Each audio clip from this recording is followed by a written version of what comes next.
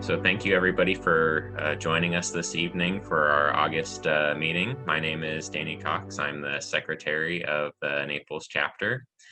My fellow board members, Andee Naccarato, Wade Gurley, and Liberty Gibson, and our chapter representative, Kara Driscoll, all are really happy to see everybody joining us for this evening. I do want to put a shout out to an audience member, Bonnie Basham, the new Florida Native Plant Society president. We're honored to have one of the big wigs join us for our little Naples chapter. We're really excited that you are joining us for this evening. Just a couple housekeeping items for everybody about Zoom etiquette. If this is your first time joining us with Zoom, or you don't have a lot of practice or unfamiliar with Zoom, there's some things you could keep in mind. Please keep your microphone muted if you're not trying to talk or share anything with the group. This will help kind of keep things flowing smoothly and keep it from being disrupted. Also, if you're not wanting to let people see what's going on in your background, or maybe you don't feel like you're looking top notch today, you can turn your video off. That won't stop you from seeing the video that we're showing you. And like right now, you're seeing a shared screen for me. That'll just keep it from other people seeing you. So if the kids walk in, hooting and hollering and screaming in the background, you know, nobody will see anything like that. So that'll kind of just protect your privacy as well. So we do recommend that you do that if you're concerned about that. And when Andee starts her presentation later this evening, we're going to ask that you put your questions in through the chat, and she's going to do her best to answer all of those questions at the end of the presentation. So that way she can just go through and do the complete portion of her presentation. And I will help monitor those chat questions. So don't worry, we'll do our best to answer all those questions at the end. And then for many of us here in Southwest Florida, it's been a pretty rainy and stormy day. So as a backup plan, if for some reason we get disconnected for more than 5 minutes, you can assume that we're going to cancel the meeting for this evening. But Andee is going to go ahead and record her whole presentation from start to finish, and we'll put it on our website. So in the event that we do get disconnected and we can't reconnect because of a power outage or something funny with the rain, we'll be able to get all this really great information to you.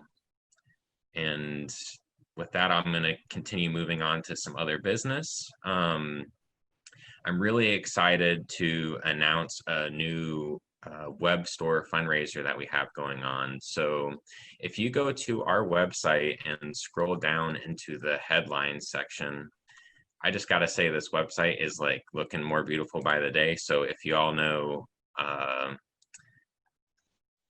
Michael Troop, he's really helped us a lot with this website, and it's really looking really great. So many of you know we have a new logo for our chapter, just to help kind of stand out in our community.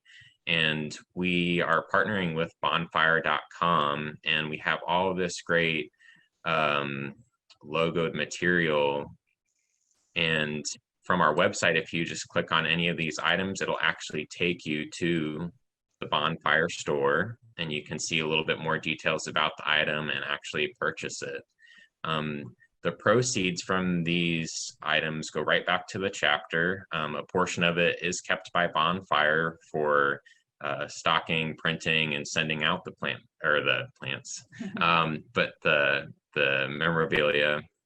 But we have a lot of really cool stuff. We got coffee mugs, tote bags, very timely face mask, and a couple of different shirts to choose from in all different colors.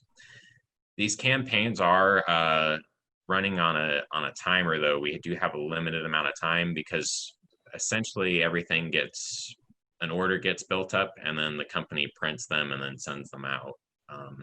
So here you can see kind of mid-screen, there's a kind of a timer countdown, and it's about the same time, by give or take a couple minutes for each of the items that we currently have. Another thing you'll notice above that timer is there's a little goal. So we set the goal for many of these items to be around 25. However, for the t-shirt that I'm showing now, the unisex, premium unisex tee, and the tote bags, we do have a minimum order requirement from Bonfire. So if we don't sell 10 items of both of these, the current outstanding orders will just be refunded and no products will be sent. These are the only 2 items that we have with the company that have that 10 item limit, and I think it just must have to do with, you know, how much they need to be able to print at a time. So we would really appreciate anybody who wants to support our chapter, both financially and also just get our name out there in the community and help get us some recognition. We would really appreciate your support with that. I see that we already have 3 tote bags sold, so that's really great. And we have, I saw that we have quite a few shirts sold already. So thank you for those people who have already gone and made those purchases. We really appreciate that. Let's see. I have a bunch of things here. Another reminder for members, please vote on the bylaws. So most of you have, I'm sure, have gotten the monthly newsletter and have seen this, but we just want to remind you because it's really important. It's kind of tedious, but very important to vote on our chapter bylaws. So we have a couple amendments to be made, and from the newsletter, you're able to see the amendments and vote. We'll also be sending out a reminder, and the voting does end August 15th. So if you could, it'll just take a couple minutes to hop on there, take a look at that. It's a little dry. It's nothing too serious. We just want to make sure that the board has the right guidelines in place to steer our chapter moving forward. And I think the last 2 announcements that I have to make sure you save the date for Wednesday, September 2nd at 6:30 p.m. That'll be our next meeting. And the tentative topic is the importance of mangroves to our coastlines. So that's something really important that we should all be considering. I'm kind of excited about that talk. And it should be an online. And that'll be an online meeting just like this one. So we're still not quite ready to get back into the big groups together, but I think this is working out pretty good for now. So with that, I would like to turn over the meeting to our president and the speaker for this evening, Andee Naccarato. I'm going to stop sharing my screen now so she can pull up the presentation and get started. Thank you, everybody.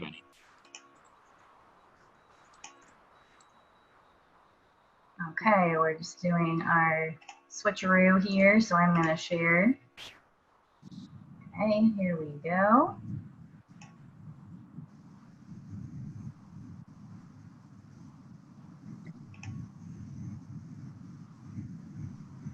Okay, so good evening, everybody. Thank you so much for joining us this evening. My name is Andee Naccarato. I am the Florida gardener at Naples Botanical Garden and also the current president for the Naples chapter of the Florida Native Plant Society.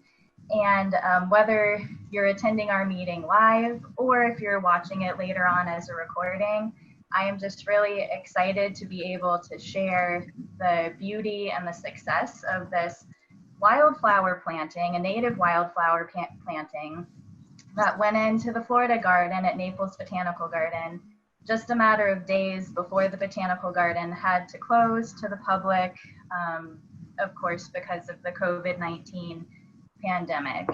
And the botanical garden had to stay closed to the public for about 2.5 months, and that was really the full lifespan of this planting. So sadly, a lot of people didn't get to see this wildflower display. So one of the main reasons why I wanted to do this presentation tonight is to have the chance to share the beauty and the success that this planting was. So that is one of my main objectives, but I wanted to do more than, we have a question? We're getting reports that the picture is blurry, and it is coming a little blurry on my end too. Is there anything that we can try to do to kind of help clear that up on your end?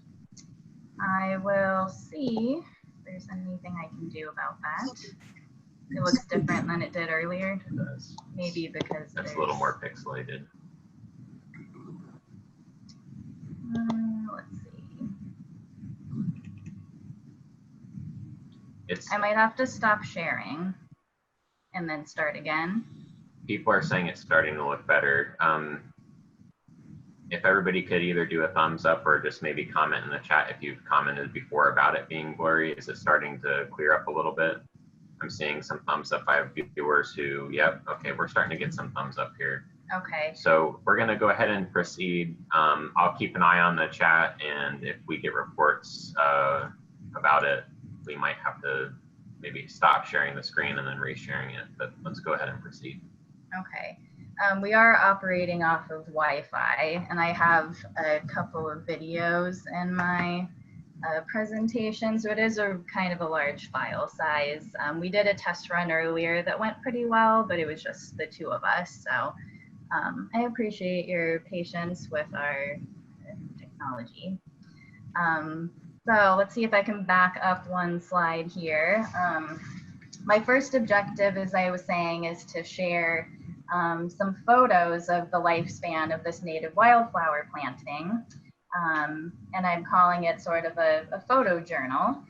But my second objective was to share some specific information about our thoughts towards the design of this display, as well as information about the wildflower species and some of the butterflies too that came to visit the planting.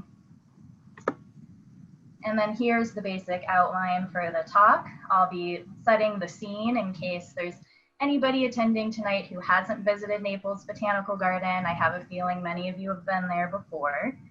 I'll talk about the design goals for the display and walk through the plant list and some specifics about the wildflowers. Then we come up against the unexpected situation of COVID-19 and how that changed the operating procedures for the botanical garden during the full lifespan of the planting, really. Then I'll move into the photo journal section, showing you the sequence of how the wildflower display changed over the course of time. I gotta sneak in some information about butterflies to this presentation, so I'll briefly show you some of the butterflies that visited it consistently.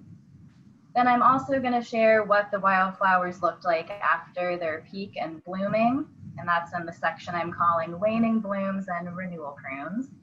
And then I'll pull everything together at the end with some lessons that I took away from this very interesting last few months in the Florida garden. All right, setting the scene. Naples Botanical Garden is a 170-acre botanical garden, and it is roughly split between about 80 acres of cultivated gardens and 90 acres of preserved natural habitats. So in this photo that you're looking at of the wildflowers in the Florida garden, you see the lake in the distance and then some trees behind the lake. So that shows you how the Florida garden is adjacent to the natural habitats and the preserve. For the Scott Florida garden itself, still got a few people coming in from the waiting room there. Welcome everybody who's new. The Florida garden is a little bit more than half Florida native plants is my approximation. And the remaining plants, although they might not be native to Florida, they do very well in our Southwest Florida climate. Besides all the amazing plants in the Florida garden, there is a focal water feature. It's a pair of ponds, a small waterfall, and a stream that is running in between the two wildflower beds. So I'm going to show you a little bit more of a view.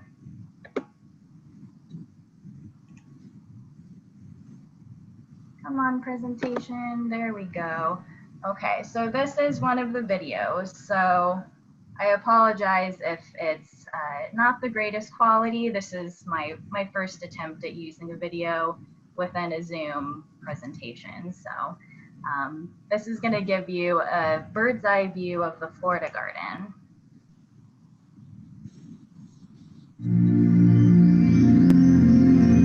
Okay, so here is the Scott Florida garden, and here is that central water feature with the two ponds and the waterfalls. And then we're moving downhill here towards the narrower stream. So all of this is running down the middle of the Florida garden.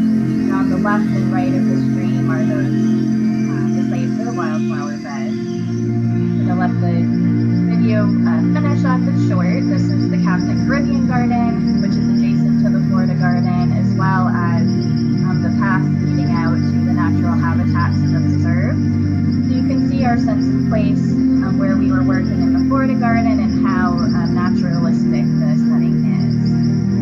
And I would like to mention the Naples Botanical Garden is open to the public now, so if you haven't visited, I definitely encourage you to.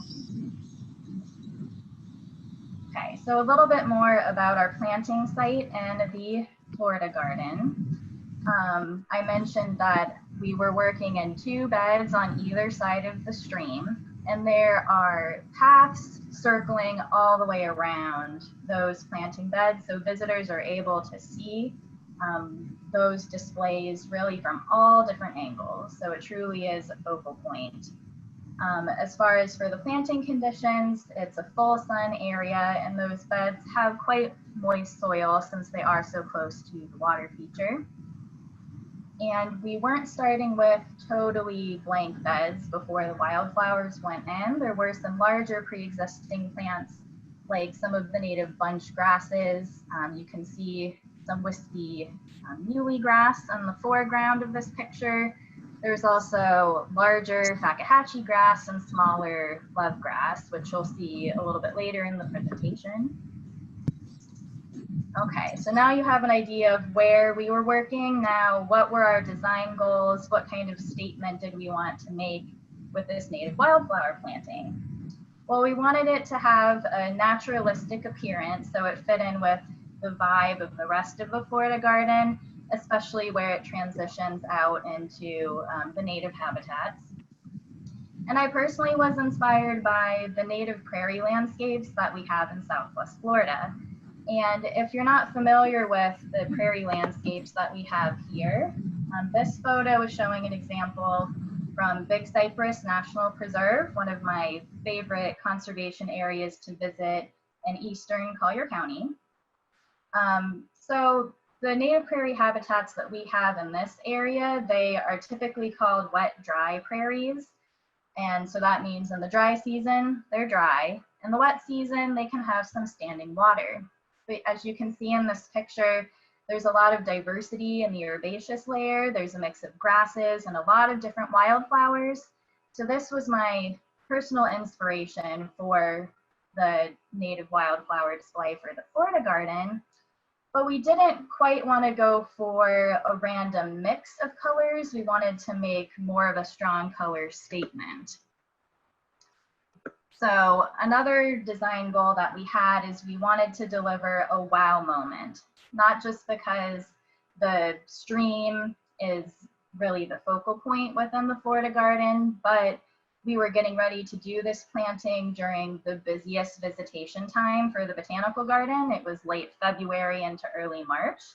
So there was potentially going to be a lot of people seeing this flower display. So we really wanted people to say, wow, that's amazing. We wanted to use, if not all, then mostly native wildflowers in the planting, and we wanted to design them in color clumps, as I mentioned before, and I'll show you a drawing of that in a couple of slides. And then really anytime you're landscaping with native plants, especially native wildflowers, you probably have a goal to support your native pollinators, such as bees and butterflies. And we have the same goal. Okay, so then where did our plants come from? We partnered with a couple of nurseries that the Botanical Garden has partnered with before. We partnered with 2 native plant nurseries in Parrish, Florida, which is in the Tampa area. Green Seasons in particular, we have partnered with before, and they are able to supply a large number of native plants at one time. Sweet Bay is pretty much right next door to Green Seasons, and so if we needed a little bit of extra plants that Green Seasons didn't have at the time, we were able to check out Sweet Bay. And then we did go with one wildflower that is not a Florida native, but it is a North American native. And that's one that we got from American Farms. That's a local plant nursery here in Naples that has a really strong relationship with Naples Botanical Garden. Moving ahead. I think my computer's getting tired. Come on, slide. It'll do it. There we go. Okay. I know there's a little delay from what I'm seeing. Okay, so which plants were we going to select? Well, we wanted to choose some wildflowers that we could buy in large quantities, and we wanted flowers that were going to be large and very colorful. So one go-to, of course, is blanket flower or a Gaillardia pulchella with the really bright red and the ring of yellow, very striking. We also chose a couple of tick seeds, and I'll speak in more detail about these plants in the next section on the plant profiles, but just to give you an idea of what we were selecting. This is the lance leaf tick seed, which is a completely yellow flower. We also chose black-eyed Susans. They're a larger flower than the tick seeds, and they have more dimension in that central disc, which adds a little bit more layer to the design. We also chose one of our native milkweeds, this white swamp milkweed. And this is a plant that we weren't necessarily expecting visitors to see, which I know sounds kind of strange. But many of you probably know that milkweeds are host plants for monarch and queen butterflies. So we wanted to have this plant kind of hidden in the planting to attract those butterflies to the display and to give them some native host plants within the Florida garden as well. Then finally, this is that one wildflower that isn't actually a Florida native. The blue salvia, or Salvia farinacea, is the one that we were able to acquire from American Farms here in Naples. And as you could see from the previous plants that we chose, we had the reds, we had the yellows, we had some deep browns, but this bluish purple wildflower added a really nice color contrast to the other colors. So if you're thinking that maybe you want to do something similar, but you really want to stick to Florida native plants only, I would say that the lyre leaf sage, or Salvia lyrata, is the most similar Florida native sage. So you can see in this picture here, it's a lighter blue color, but probably the most similar specimen. All right, so that was our plant list. Not too many different kinds of plants, but now I'm going to get into some more information about those wildflower species. So starting with the blanket flower, you might also know it as Indian blanket or firewheel. The blanket flower is in the aster family or the sunflower family. And a really neat thing about the aster family, it's also been known as the composite family.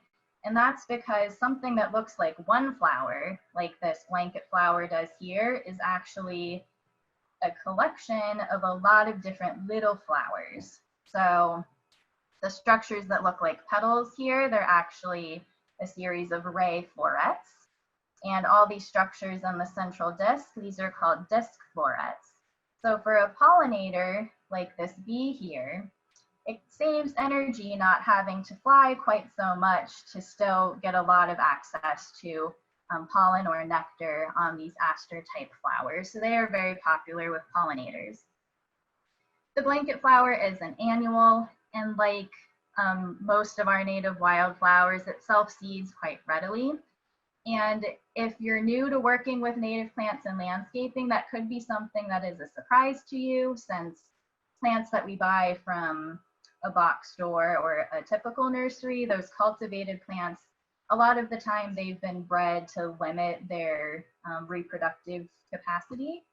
So that's not so with our full native wildflower species. That's how they reproduce for the next generation. Give you some free wildflowers next year. The blanket flower thrives in full sun and some drier sites. And you might recall that I said it's a pretty moist beds on either side of the stream. So I'll mention what we did to account for that. Something else that's really cool about blanket flower is you get natural color variations from plant to plant and from generation to generation. So this is the typical look of blanket flower, but they can be all red or even all yellow. So it's a fun color surprise along the way. One of my glamour shots of the blanket flower there. I like taking flower pictures if you can't tell so far. So here we have the lance leaf tick seed, or Coreopsis lanceolata, the completely yellow tick seed. And one fun fact about the state of Florida is we don't have just one state wildflower. We have about a dozen state wildflowers, because every native species of Coreopsis or tick seed in Florida is considered Florida state wildflower. So that's a fun fact. Also belongs to the aster family, another annual with the self-seeding capacity, thriving in full sun and moist soil. So the location on either side of the stream in the Florida garden was really prime for this species. This one is native to the wilds of North Florida, but it does do quite well for us in gardens here in South Florida. And I've noticed that it comes into bloom quite early in the spring, ahead of the tick seed that we're used to seeing in the wild in Southwest Florida. That is Leavenworth's tick seed, or Coreopsis leavenworthii, which is shown here. Similar characteristics to the other asters and tick seed that we talked about so far, but a really, really important nectar plant. When this tick seed was in full bloom, I saw so many different native bees going to this plant that I didn't know there were going to be so many different kinds of native bees. So it made me want to learn not just butterflies, but our native bees as well. Here is the black-eyed Susan, or Rudbeckia, another aster family representative. This one can be an annual or a short-lived perennial, so you might get a little more time in the garden from an individual black-eyed Susan plant. Thriving in full sun to partial shade and semi-dry to moist soil, so some more flexibility in the site conditions. Another great nectar plant, most of our native wildflowers are. And something that's a little bit different about the black-eyed Susan is the central disc has a lot more dimension to it compared to the tick seeds. And you can see on the side view of the black-eyed Susans, it almost looks like a little gumdrop has been placed on top of the flower. And I've noticed that our smaller butterflies in particular, like the blues and the hair streaks and the crescents, they really like perching on top of these black-eyed Susan flowers. And the final native plant in this planting, the white swamp milkweed, or Asclepias perennis. This one is not in the family like all the others. It's in what is called the dogbane family, along with other plants like plumeria that also have milky white sap in the stem. This milkweed is a perennial, as you might have guessed from the species name of perennis. And this milkweed in particular, it's quite short. I'd say they're not even 1 foot tall at this point. And they're kind of a delicate stemmed plant, but they are standing up to the butterflies that are visiting them and laying eggs on them, and the caterpillars that are emerging from those eggs. So don't let that throw you off.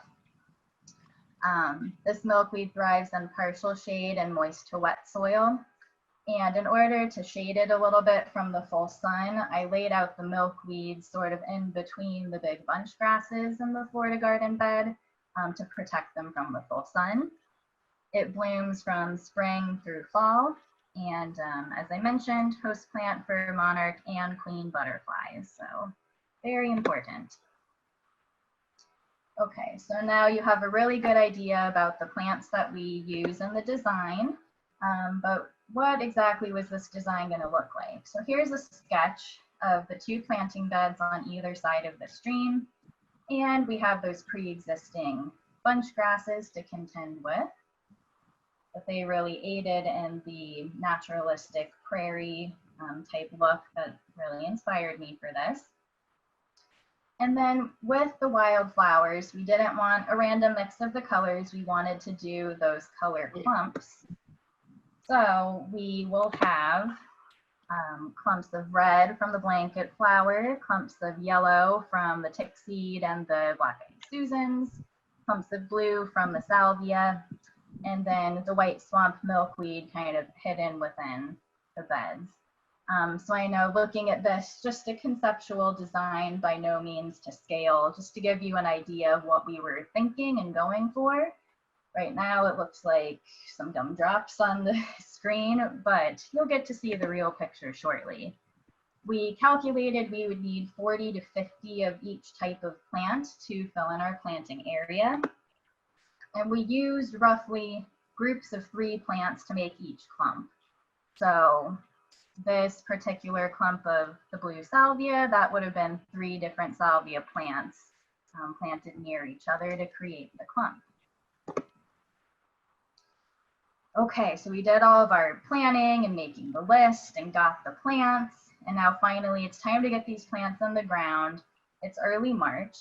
And over the course of about 5 days, I worked with groups of volunteer gardeners to put in about 150 wildflowers into these 2 beds.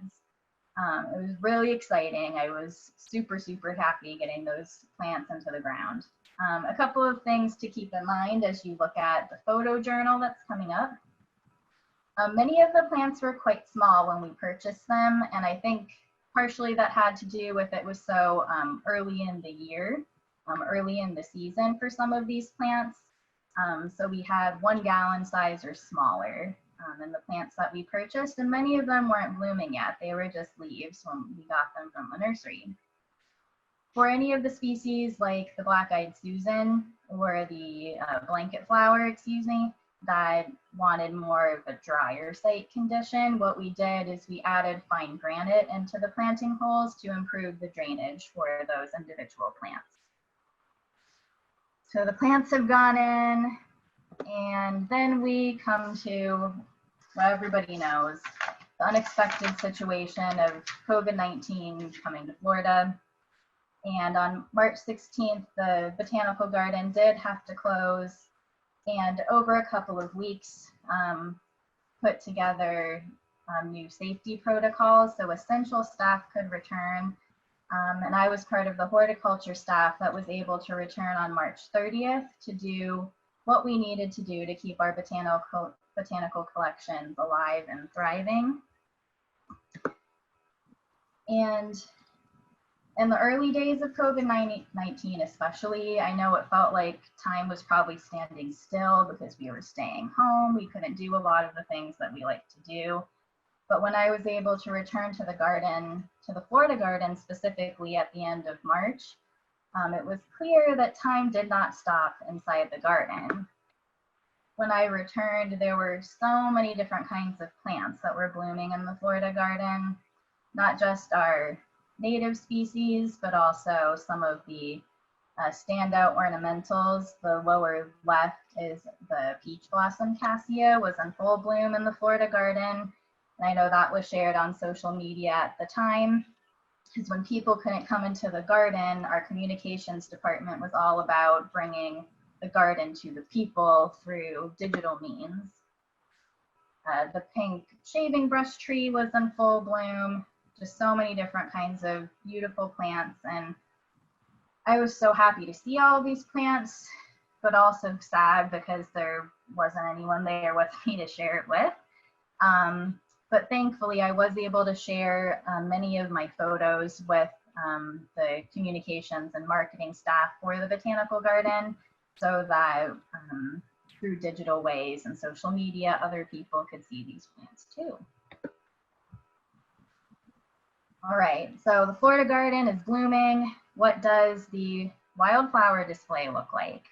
So we're heading into the photojournal section of this presentation, starting in the early days on April 1st, so just a couple of days after I was able to return to the Florida garden. And you can see here the plants are still pretty small on April 1st, and they would have been in for about 3 weeks at this point. It's those bunch grasses that are still drawing most of your attention when you look at the beds, but you can see that blue salvia from American Farms and some of the yellows starting to pop out.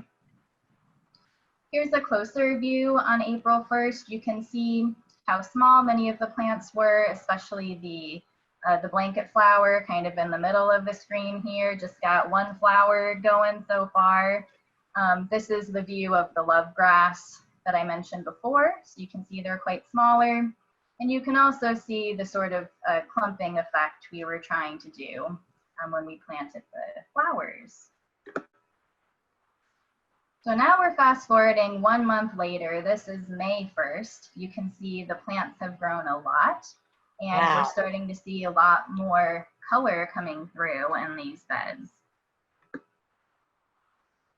And here's another view of it, just this wonderful riot of color coming from the wildflowers. I was the only one in the Florida garden taking care of it, and I would spend like 15 minutes just looking at the wildflowers because they were so beautiful and made me so happy. It was a really good way to take a break from doing other gardening tasks around that garden. And around early May, once the plants had really grown in and started blooming more, was when I could think about the design plan that we had and did we meet the expectations of what we wanted to do. And since the plants were growing, the different blooms were starting to show up next to each other. So we had this really nice contrast between the blue salvia and the tick seed, and the blue salvia and the blanket flower. They really popped off of each other as well. And that different shape coming from the blue salvia too was really effective compared to the other wildflowers that were round.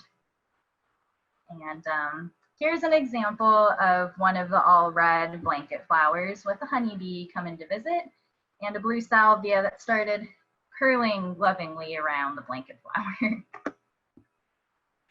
And then the combination of the yellows and reds, a nice warm feeling. So I was really pleased with the look of the color combinations that we had. And I would also say that we checked off the other design goals that we were hoping for. It certainly has a naturalistic look to it. You could imagine that maybe in a more color heightened way that you were hiking in one of the prairies. We definitely achieved that color clumping effect that we were going for. Clump of red, clump of yellow, clump of purple. And I personally would say that it was a wow moment when you could see these beds flanking the stream in the Florida garden.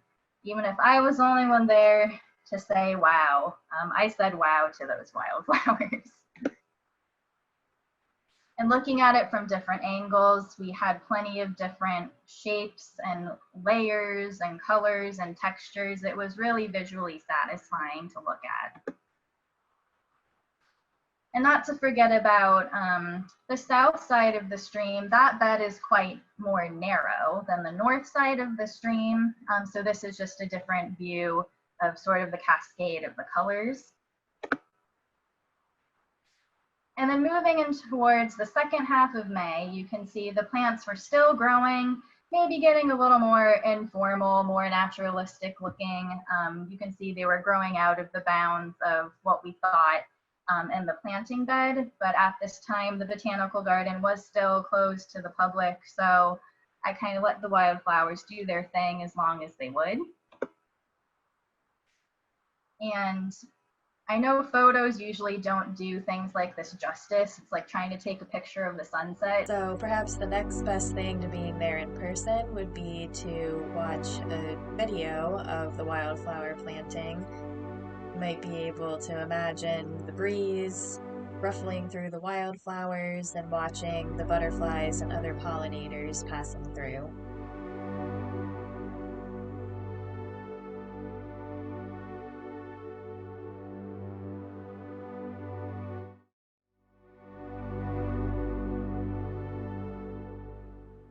All right. So I would say that the month of May, especially the first half of May, was really the peak blooming period for these wildflowers. And so I chose May to highlight the butterflies that were coming to visit. I was keeping track of my butterfly observations from month to month. And for May, I counted up 18 different kinds of butterflies that were coming to these wildflowers. This is just some highlights from that list. Probably some names of butterflies you recognize, some you might not. I do have pictures. Not all of the pictures were taken in the Florida garden. I take a lot of pictures of butterflies everywhere. But this monarch certainly was in the Florida garden. I got to see it come out of its chrysalis early one morning, and here it's hanging on to some blue spiderwort, drying out its wings after it emerged from its chrysalis. So we had monarch butterflies in the garden, but did they find those white swamp milkweeds? They absolutely did. You can see on the left side here, that's a monarch caterpillar chewing on the native milkweed, and on the right, that's a queen caterpillar, which the queen butterflies also use this plant as a host plant. So I could say we also could check off that we had success with providing host plants for these native butterflies as well. And if you're not familiar with some of the butterflies that I had in the list, these are pictures of them. The Gulf fritillary, great southern white, the queen, the white peacock, and the black swallowtail. So that was just a sampling of what I saw in May. Again, it was 18 different species altogether. Many of them were smaller butterflies, including some skippers. So skippers are the little brown butterflies. It's kind of like if you're a birder trying to identify a warbler in winter plumage is the comparison to trying to identify skipper butterflies if you're a butterflyer. But these two I wanted to mention. I was very excited to see a hammock skipper come into the Florida garden because this is the only place I've ever seen a hammock skipper. Their host plant is actually a tree, the native Jamaican dogwood, which is within the landscaping of Naples Botanical Garden. And then on the right, the mangrove skipper, it's one of the most dramatic looking skippers. It has jet black wings, and on the underside of the wings, these just striking turquoise stripes, just unbelievable when you can see them. And you might guess for the mangrove skipper, its host plant is the red mangrove, which we do have in the natural areas outside of the Florida garden. So the mangrove skipper came in to sample some of the wildflowers. Okay, so you've gotten to see the peak of this wildflower bloom. And then what did it start to look like a little bit later on in the season, starting to approach the rainy season? So this is a photo from June 2nd, and you can see all the wildflower colors still represented, the naturalistic look and the color clumps. Okay, I'm seeing a signal that maybe the photo quality is not very good. So I apologize, internet, Wi-Fi issues. Moving into June a little bit further, a lot of the wildflowers started going to seed because that's what they do to make the next generation. So the tick seeds and the blanket flowers starting to go to seed, not quite as many colorful blooms. And this was also around the time that I was ready to renewal prune the muley grasses, one of the bunch grasses that was in the bed. You might know the muley grass. It's known in October for making those really beautiful pink purple plumes of flowers. But our bunch grasses, many of them are adapted to lightning-induced fire that will burn the leaves of the grass to the ground, and then they shoot up new growth after that. So this was sort of a mechanical version of a burn, if you will. And you can see too that I was able to leave the cut grass in the bed to act as a mulch, and that worked really well. Looking at this different view after the renewal pruning was done for the muley grass, you can see a lot of the new growth was coming back. It started even the next day after I cut them back. But there's a lot more blank space in the bed, seeing a lot of mulch, seeing the browns from the wildflowers going to seed. And of course, early June was when the botanical garden had reopened to the general public. So it was the time that we needed to start thinking about some other plants that we could acquire locally and quickly to put into the bed. But what does the bed look like now? There are still some wildflowers left over from the planting that went in early March. So this photo was taken on July 17th, but many of these plants are still blooming at this time. So the blanket flower and the blue salvia, really impressed with how long they've lasted. And I made this interesting observation that the narrower south side of the stream, which we're looking at here, retained its blooms longer than the larger north side of the stream did. And I think it could be that this bed has a little bit better drainage. So once the summer rain started, the bed didn't get as much excess moisture as the other side of the stream. On the left side here, there was another Florida native wildflower that introduced itself into the wildflower beds on either side of the stream. This is the tropical sage, or Salvia coccinea. Typically, you see it as red flowers, but it can also be white, or seen here, pink flowers. So that was a fun new color that got mixed in with the rest. And then on the right, of course, that's still our white swamp milkweed, still growing and still blooming out in those beds. So very excited for that. Okay, so what did we learn from this whole experience? It certainly wasn't the plan that this whole growth cycle of the native wildflower display was going to happen when the botanical garden was closed. Nobody was planning for anything like that before it happened. So in effect, it really turned out to be like a native plant trial garden. It wasn't something that we had really done before in those beds in the Florida garden. And it made me realize the value of being able to test something out and see how it does over time. Since I was gardening by myself in the Florida garden during this time, it gave me a lot of time for observation. And I found that that was really important because I was able to take all kinds of notes and pictures. And I could notice when the different wildflower species were coming into bloom, how long did it take for them to get there. And now I know when to expect them to start going to seed and ending their bloom cycle to be ready to put in a different display coming next. So if, and hopefully when, a similar display is planned for that area, we'll have some more information on what to expect. And the observation time made it possible for me to know that 18 different kinds of butterflies were coming through the Florida garden and noticing all the different native bees that came to visit too. Okay, so this is coming to the end of my presentation. I hope that you enjoyed these photos that I was finally able to share. And I hope that you learned a little bit of something too, and maybe got inspired to do a similar type of planting in your home landscape. At this time, if you have questions, please go ahead and start typing them into the chat. I'm going to talk about some of the resources that I used in putting this presentation together. I am really enjoying this book, Native Plants for Florida Gardens by Stacy Matrazzo and Nancy Bissett.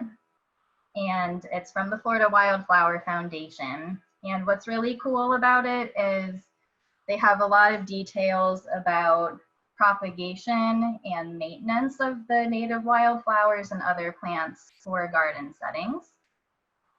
I also use the book Florida Butterfly Caterpillars and Their Host Plants really regularly, not just for identifying caterpillars, but to know what the native host plants are in Florida specifically for these butterflies, because many butterflies in Florida range all throughout the country and their host plants vary depending on where they are.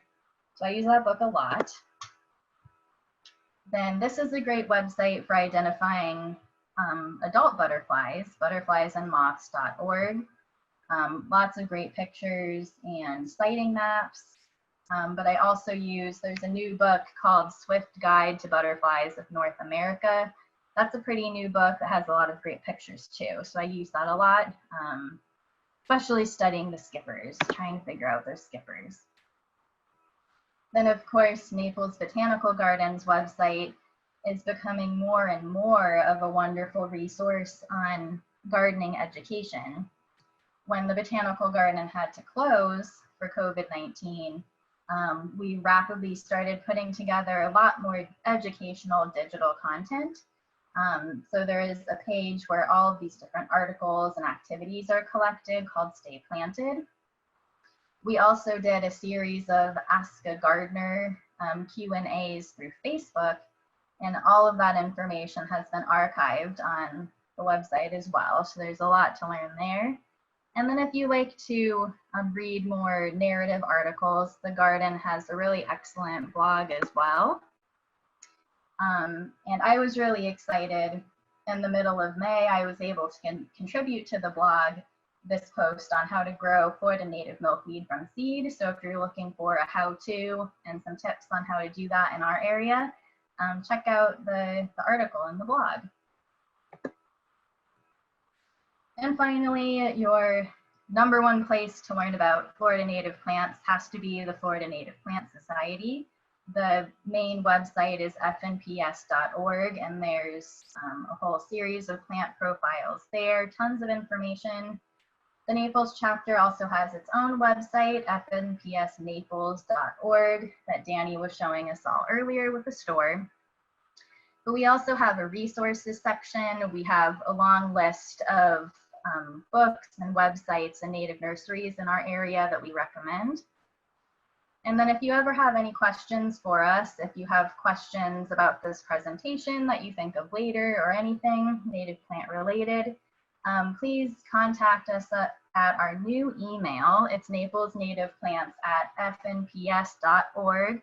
It used to be naplesnativeplants@gmail.com. And if you forget to update, it's okay, because our Gmail account is forwarding to our new fnps.org account. So we'll get your email either way. So at this time, I'm going to look to Danny to see if we have any questions in the chat.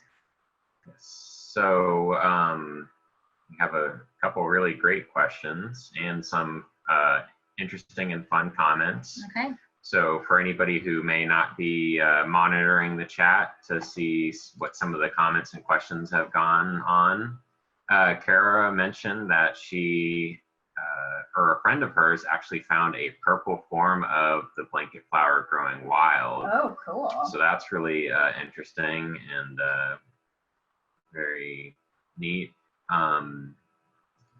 And she mentioned that she thought that the southern limit of that species was Charlotte County. She really appreciated your animation. Okay.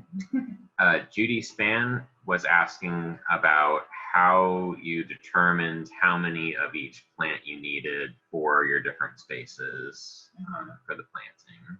That's a really good question. It was a little bit of a guesstimate, but I sat down and sketched out the general shape of the beds, kind of like what I showed in the animation in this presentation. Tried to do it as close to scale as I could, but it really was more of a sketch. But since I'm in the Florida garden regularly, I have a pretty good, I'm pretty familiar with the layout of the bed and the size of it. So it was really from the sketch and drawing out where we wanted the clumps to be and estimating that we'd use about 3 plants per clump is how we did the estimate for how many plants we are going to need. And the next question from Bonnie Basham, asking about the purpose of the fine granite in the holes. And Judy put out that she suspected it provides extra drainage for those plants that prefer a more dry soil. So do you have anything to add to that, or is that correct? That is correct. We had just a very fine granite substrate that we were able to add into this planting bed. It is quite a moist, kind of heavy soil at this time, and those beds next to the stream, and it does hold quite a bit of moisture. So adding in the granite just added in a little more spacing, probably for very small air pockets, and allowing the water to drain away a little bit better from the plant roots. Cool. Kara was very excited to see the Bledia purpurea orchids. Yes. Those are awesome. Mm-hmm. Alicia says everything looks beautiful. Becky Troop asks, when these flowers have gone to seed, will they be ripped out or allowed to self-seed? Also, what will be planted when the wildflowers are not blooming? Mm-hmm. So since I unfortunately didn't have any volunteer help when these flowers were going to seed, so I was the only one in the Florida garden taking care of it. I personally didn't have time to, try to stop any of the seed from coming into the bed. So the wildflowers definitely released their seeds into the bed. But in my opinion, it was a really beautiful and successful planting. So, if we get volunteers of blanket flower and coreopsis, I think that free plants are always good.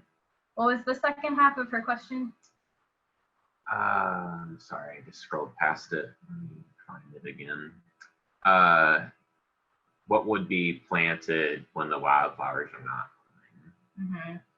So after many of these plants went to seed, the plant itself really started to decline in general, and they were just ready to come out of the bed at that time. And it was kind of a rapid change when the plants went to seed. So for this year, there were a lot of unusual things about this year, of course. We didn't have a plan of what we were going to display next. We didn't really know exactly when the botanical garden was going to reopen until the right time came. So we sourced plants from American farms mostly that had a similar wildflower kind of look to them, that we could fit into spaces in the bed when these native ones had declined to the point that they needed to be removed from the display. So, but as I said, being able to observe how all of this happened this year would make us all that more prepared to do the same thing even better next year. So we just have a few more comments and questions that we want to go through. Okay. Mary Coleman says, great presentation, love all the photos, and she happened to just order that native plants book that you described as a resource. Stacy did a webinar this afternoon, so that's really cool. I saw that. That's funny. Beth Courtwright, beautiful garden. Kara's loving the new chapter logo, me too. All right. For those of you who don't know, I'm a water lily fanatic, and the water lilies pictured there are supposed to represent a native Florida water lily that's also found in Collier County, Nymphaea elegans.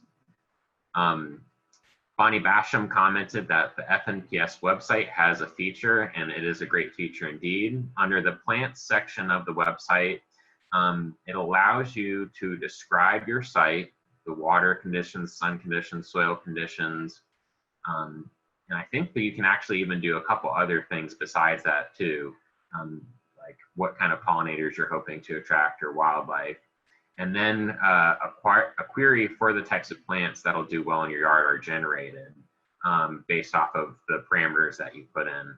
it's a really useful tool for it's your first time and you're not really sure about what to plant on your site. That's something very useful to use. Yeah, thank you for bringing that up, Bonnie. That is a really useful tool on the FNPS website. It really helps you get started if you're not sure what kind of plants are going to work in the site conditions that you have. And Kara Driscoll just mentioned that it was Scott Davis who found the purple blanket flower. And Asclepias perennis, not the blanket flower, is what reaches its southern limit in Charlotte County. So I misread her previous comment about the range there. We are having good success with Asclepias perennis. In those particular beds next to the stream, it seems to be the right site conditions for it. Yeah, but I definitely haven't seen the white swamp milkweed in the wild in Collier County. I have seen the pink swamp milkweed though, much taller plant. And just the last few questions coming in, it looks like everything else is mostly appreciative comments. Judy was just wanting to get clarification. Did you say that you used 1 gallon pots for the plantings that you used, or was there some different sizes of plants?